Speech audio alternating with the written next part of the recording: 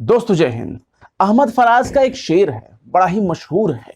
इन बारिशों से दोस्ती अच्छी नहीं फराज, इन बारिशों से दोस्ती अच्छी नहीं फराज, कच्चा तेरा मकान है कुछ तो ख्याल कर।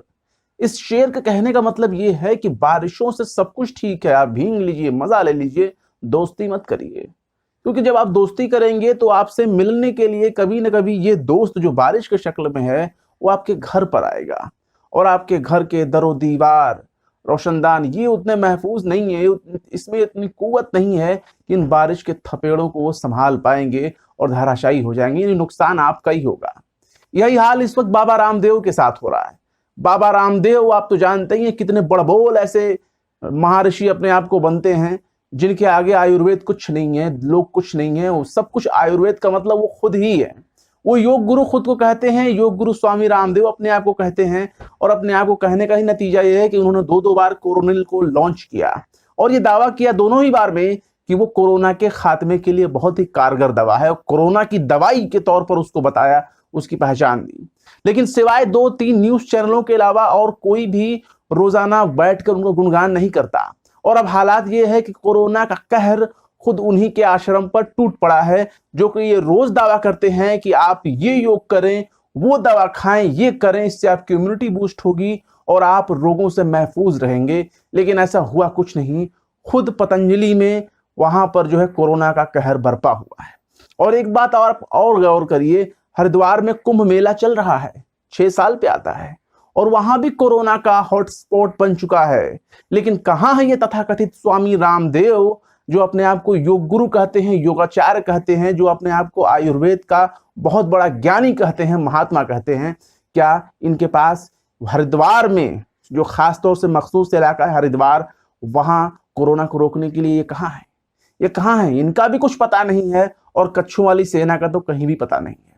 लेकिन फिलहाल लौटते हैं बाबा रामदेव की तरफ और खबर आपको हम बता देते हैं कि कोरोना का मार बाबा रामदेव के पतंजलि पर पड़ा है। और इसकी जानकारी छन करके आई है ट्विटर से। एक पत्रकार हैं, उन्होंने इनकी जानकारी को पूरा शेयर किया है, जिसके बाद अजीत अंजुम जो एक वरिष्ठ पत्रकार हैं उन्होंने भी इस खबर को शेयर किया है। और क्या है जरा गौर करिए। पत्रकार अजीत सिंह हैं, इन्होंने जो है एक ट्वीट किया है, उसमें लिखा है कि रामदेव योग से कोरोना के खात्मे का दावा कर रहे हैं। हरिद्वार के मुख्य चिकित्सा अधिकारी यानी सीएमओ की विज्ञप्ति के अनुसार पतंजलि योग पीठ में कोरोना के 10, आचार्य कुलम में 9, योग ग्राम में 20 केस निकले हैं। सावधानी रखिए और डॉक्टरों की सलाह का पालन करिए। जी हाँ, यानी आप अलर्ट रहिए, सावधान रखिए, क्योंकि ये जो दावा करते हैं कोरोना को दूर भगाने का, ये सिर्फ अपने प्रोडक्ट को बेचना इनका मंसूबा होता है।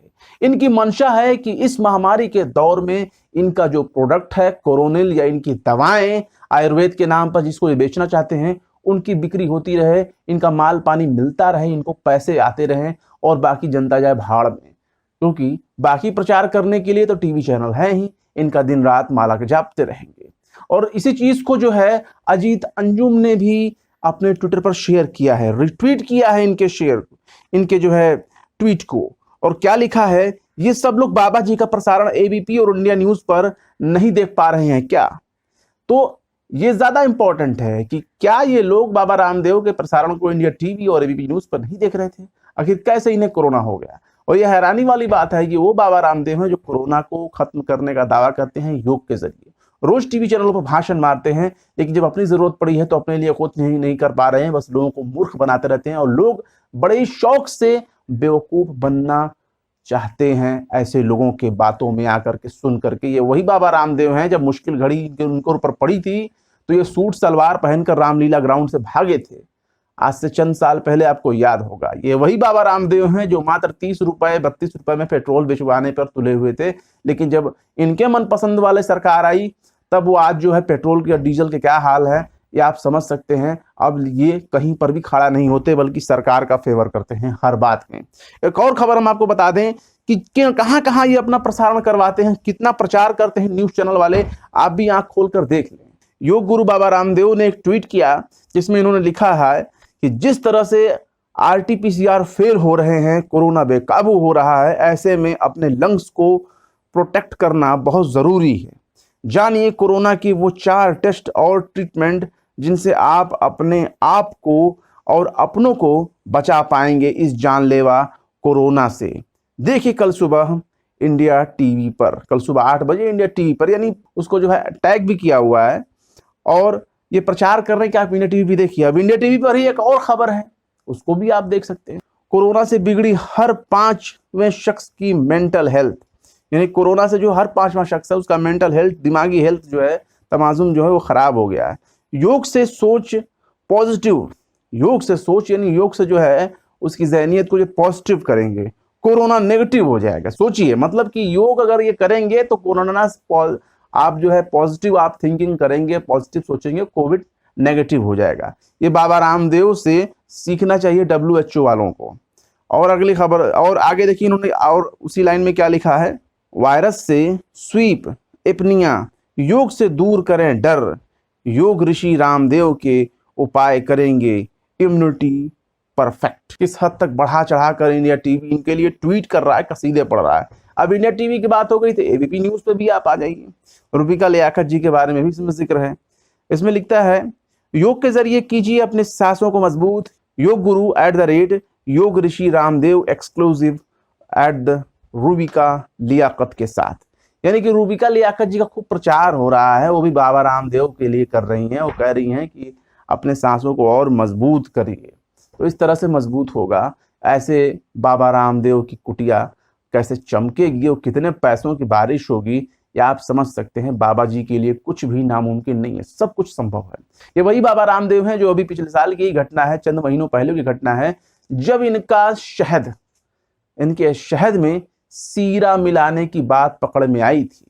और सीरा मिले होने की मिलावट का मतलब आप सोच सकते हैं, चाइनीज फ्रुक्टोज का इस्तेमाल इन्होंने किया शहद को बनाने में।